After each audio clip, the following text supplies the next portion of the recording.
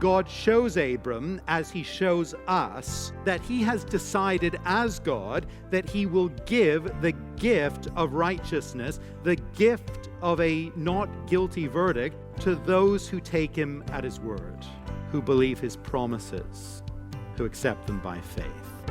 Welcome to Encounter the Truth with Jonathan Griffiths. We continue our message today, the Lord, our shield and reward. And Jonathan, so great to look back even to the early chapters of the Old Testament and see that it is God himself who says, no, I want relationship with you, and I'm making a way for that to happen. It is such a heartening and even a thrilling thing to see as we dive into the stories of the Bible, and in particular today, the story of Abram, to see how God does desire that and pursues that covenant relationship with him. And one of the things that God is teaching him throughout the story is that ultimately the great prize that this man will have in his life is not the lands that the Lord will give him or even the offspring and the nation that will come from him, but it is knowing the Lord. It is the Lord himself who is the great prize, the great reward, who is his shield for this life and for the next. And that's something that we need to learn as we study the scriptures, and I think we need to learn experientially as well in our own lives. We certainly do, and so let's open our copy of the scriptures to the book of Genesis. We're in chapter 15 as we continue a message called The Lord, Our Shield and Reward. Here is Jonathan. I think it's actually well worth our time to take a few moments and go out and look at the night sky and the stars that fill the heavens. And it's worth taking time to praise God, isn't it? And to thank God that his promise will not fail, that his family of redeemed children will continue to grow beyond all counting, despite all the obstacles along the way. For the fearful believer, God brings the help of a powerful visual aid. Next, he brings the gift of righteousness. There are occasions where a brief statement is put so simply and in such an unadorned way that we could almost overlook its weight and its significance. One survivor of the Holocaust describes the experience of an American tank driving through the gates of the concentration camp where he was being held and was soon to be killed, and the American soldiers from the tank simply shouting out, "You're free. You're free." Two simple words, but bearing all the weight in the world, full of such joyful hope. And you can imagine the prisoners, can't you? You can imagine the prisoners wondering, did I mishear that? Did I hear it right? Did I get that right? Did they really say that? Did they mean it? Is it true? Genesis chapter 15 and verse 6 is one of the weightiest verses in all the Bible, and it is one of the most hope-filled. It is a profound statement of the basic principle underlying the gospel. It points forward to the work of Christ and the key divine mechanism of our salvation. It is foundational to New Testament gospel faith. But it is put so simply, isn't it? We could read the chapter and skim over it so very easily. God has just reaffirmed his promise to give Abram a great family of descendants. He made that promise in the face of Abram's fearful doubts, as we see. And in response to the promise of God, here is what we read, verse 6, "And he believed the Lord, and he counted it to him as righteousness."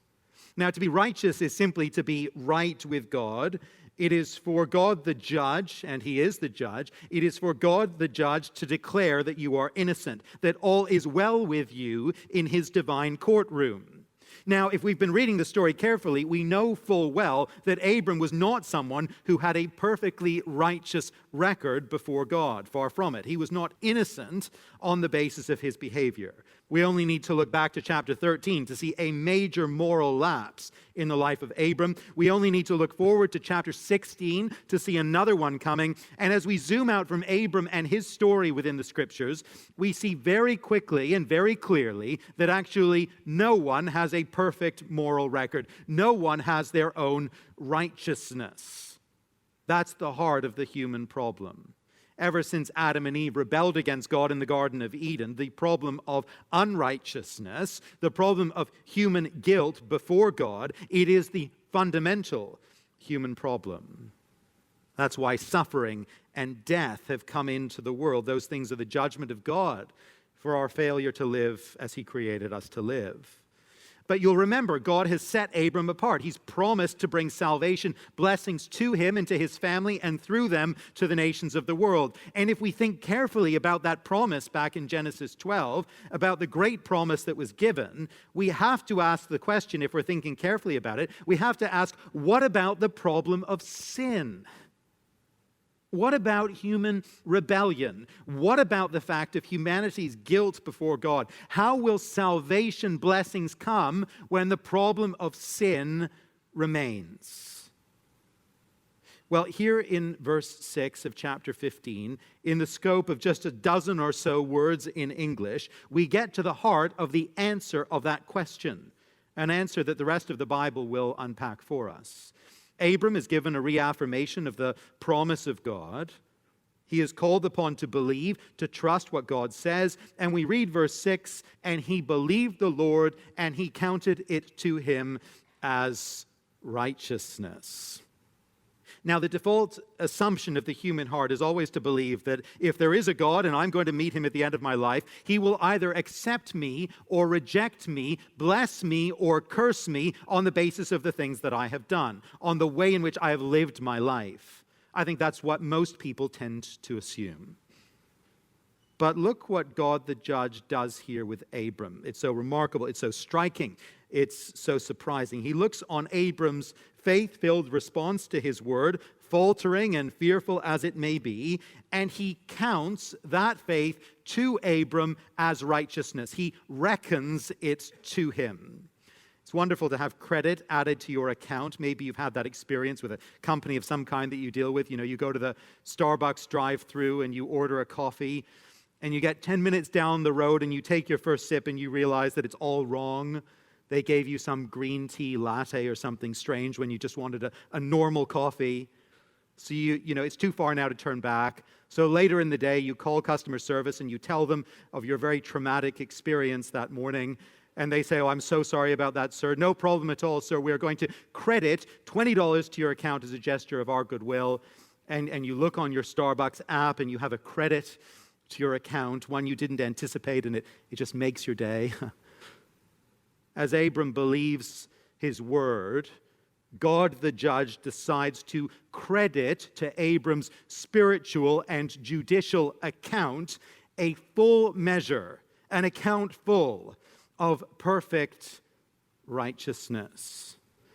Now, it's very important for us to see here and register here that God is not saying, you know, "Abram, you have done such an amazing thing here in believing my promise. I am so impressed that you are taking me at my word. I want you to know that this is so impressive that it cancels out all the wrong things you have ever done, and it makes you fit and ready for heaven. You've earned it, pal." That's not what he's saying. This declaration, this transfer, it is not achieved by Abram's faith as an act of merit or an act of personal exertion. We must not read this and think that Abram earned the righteousness that he received in verse 6. Now, there's no perfect analogy here, but that line of thought would be equivalent to something like this. Just see what you make of this. You walk into your bank, your local branch, to do a bit of banking. As you enter, one of the staff asks if you would mind participating in a customer service survey, give a little bit of feedback on them and a bank and as an organization and so on. And once you've answered their small handful of questions, they inform you that as a thank you for your kindness in taking part in this survey, they are canceling the balance of your mortgage. $100,000, $200,000, $500,000, whatever it is, canceled, wiped clean, just to thank you for your gracious participation today. Now, that would be really nice for sure, but it would also be entirely ridiculous. There's no equivalency there. And the same is true here. Abram's belief does not buy him a not guilty verdict. That's not the lesson. That's not the point here. The point rather is this: God shows Abram, as he shows us, that he has decided as God that he will give the gift of righteousness, the gift of a not guilty verdict before God the judge. He will give that gift to those who take him at his word, who believe his promises, who accept them by faith. That's the principle that we're learning here.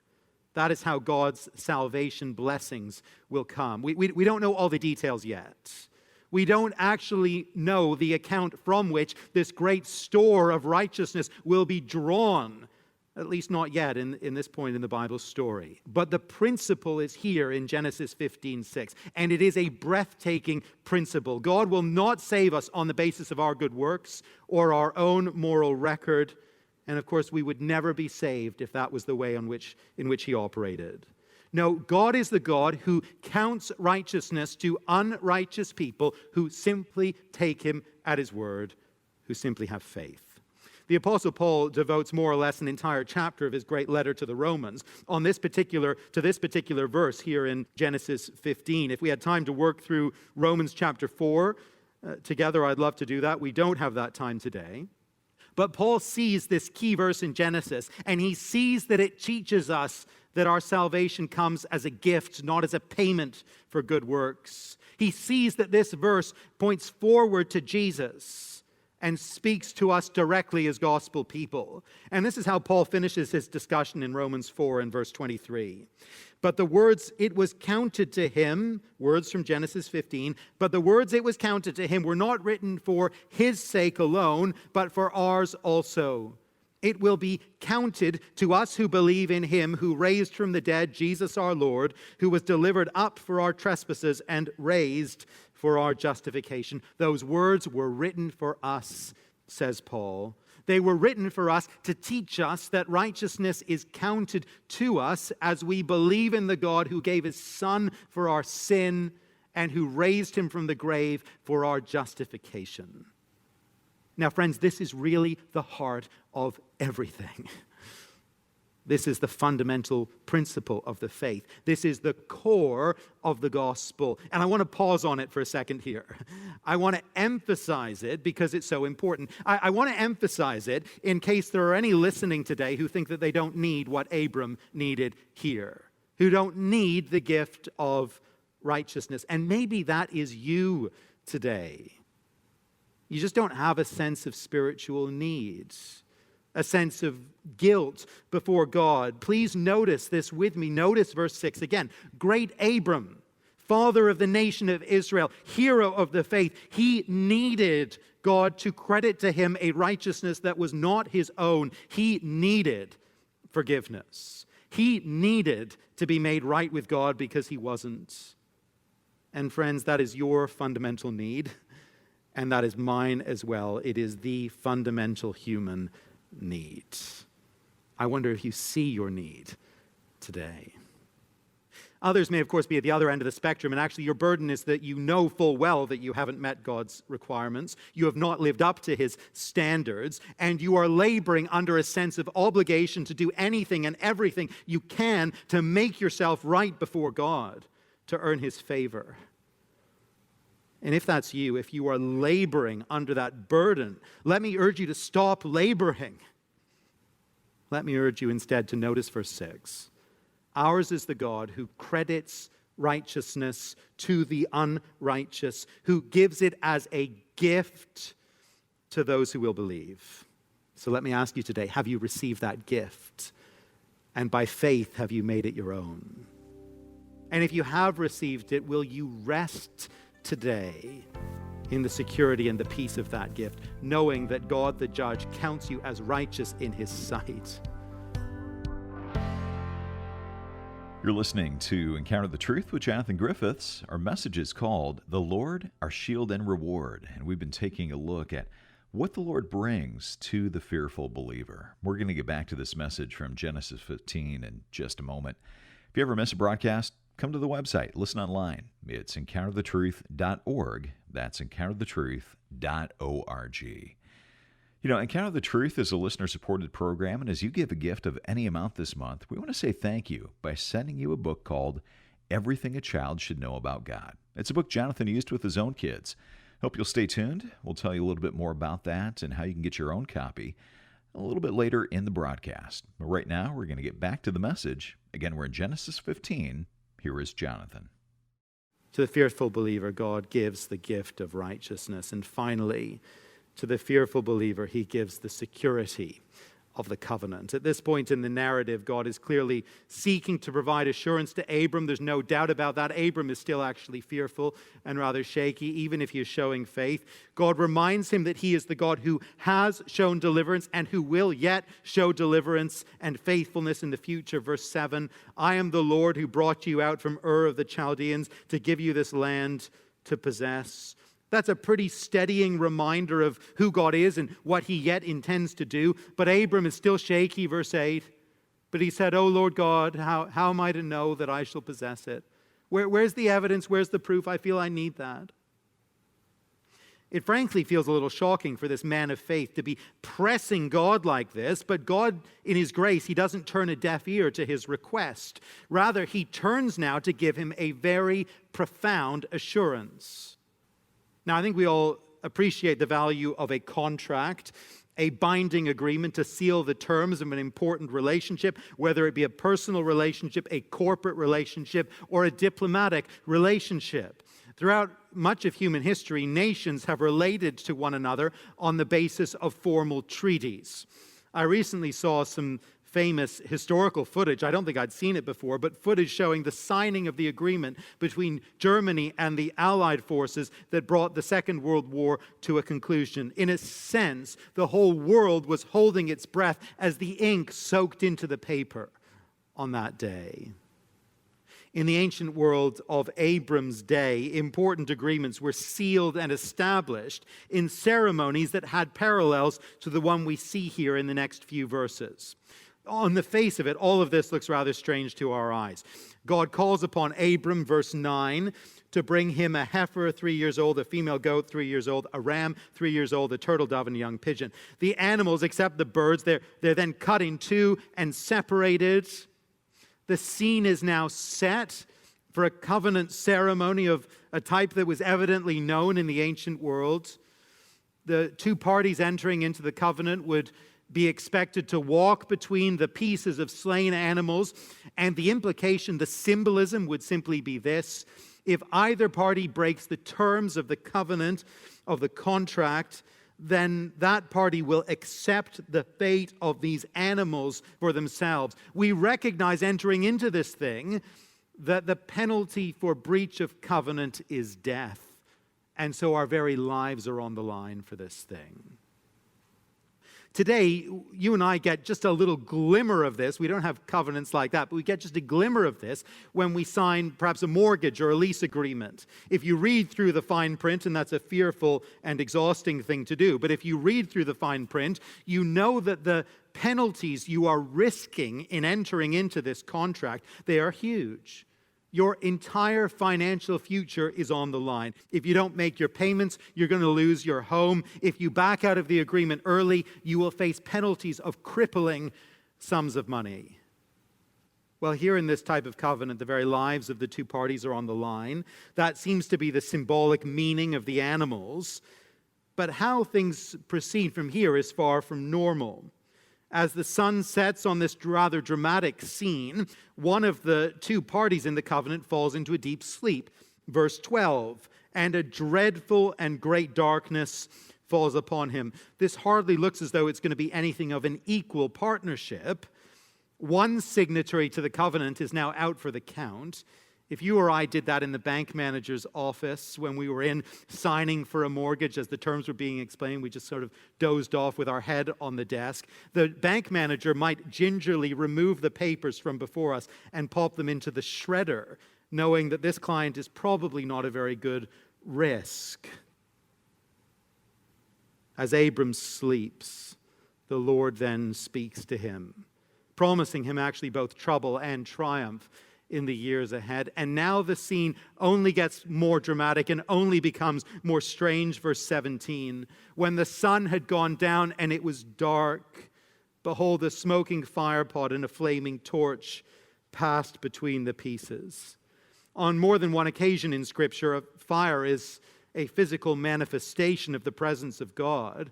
And what Abram is being shown here is that God's own presence is passing between these rows of slaughtered animals. While Abram lies in a daze from his deep sleep, God himself enters into the covenant obligation. And as he does so, he reaffirms his covenant commitment to give this land to Abram and his family. Well, what is all this telling Abram, and what is all this teaching us? The symbolism, it is as powerful as it is profound. God has entered into a covenant with his chosen people, but in entering into this covenant, God is taking upon himself the cost and the responsibility of the covenant. He is saying, if this covenant is broken, he will bear the risk and even the penalty. Friends, the Old Testament is full of vivid pictures that point us forward to the cross of Calvary. They're to be found all over the place, and we see that time and time again. But this, I think, is one of the most wonderful. God himself, he is committing to pay the cost, even the cost of death itself, should the covenant be broken. God himself, he is the God of faithfulness. He's never going to break this covenant. That's not within his nature. But Abram and his children, his physical children and his spiritual children, we're not given to faithfulness in and of ourselves. The people of God, the scriptures will tell us and experience will show us, the people of God are going to fail again and again and again to meet the requirements of the covenant and to live in faithfulness to the God of the covenant. And the breakage clause, the penalties for infraction, the curse of death itself, who's going to bear it? Well, it's not going to be Abram. And it's not going to be his people. It's not going to be me, and it's not going to be you. God himself, in the person of his Son, he's going to bear it. And he's going to pay it. As the divine presence passed between those slain animal parts, there is a foreshadowing, isn't there? There is a foreshadowing of another journey that God himself is going to take. The journey of the Son of God, Jesus Christ, as he carries his cross even to Calvary and dies that the people of the covenant may live.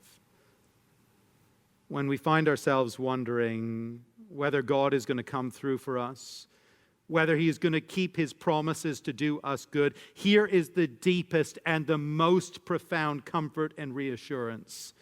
It is the image of God taking the walk of the covenant on his own.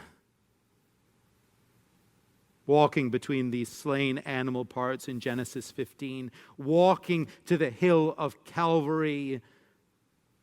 Hundreds of years later, for those of fearful faith, the greatest comfort of all is the comfort that God himself has taken upon himself the full cost of the covenant, that we might be secure within that covenant despite all our sin and our failure and our sheer unworthiness.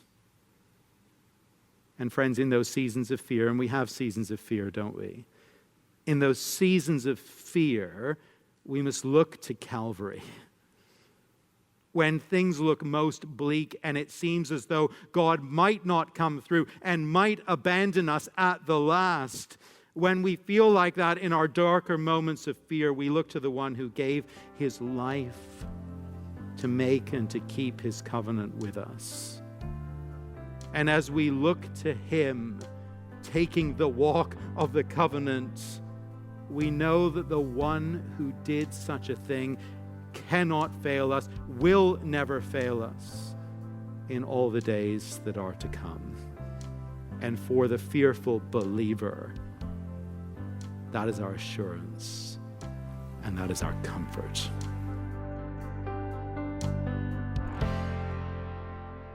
Jonathan Griffiths wrapping up our message, The Lord, Our Shield and Reward, as we've been taking a look at Genesis 15 and seeing what the Lord brings to the fearful believer. Well, we're able to bring you Encounter the Truth each day because of your generosity. So we want to say thank you for giving a gift this month by sending you a book that Jonathan used with his own kids. It's called Everything a Child Should Know About God, and it's our thank you gift to you for your financial support. Find out more or give online when you come to encounterthetruth.org or call us at 833-99-TRUTH. That's 833-998-7884 or encounterthetruth.org. Thanks for listening, and I hope you'll join us next time.